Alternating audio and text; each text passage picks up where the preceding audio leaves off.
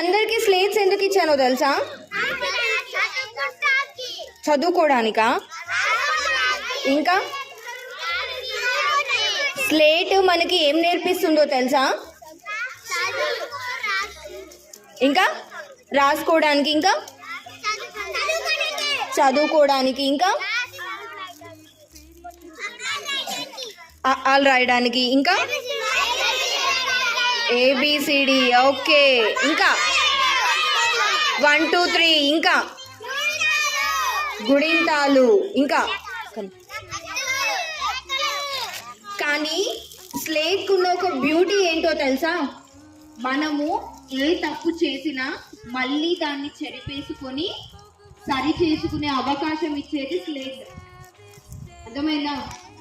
అందుకే చిన్నప్పుడు మనము డైరెక్ట్ గా పెన్ బుక్స్ ఓపెన్ చేయం. ఫస్ట్ చేసేది ఏంటి?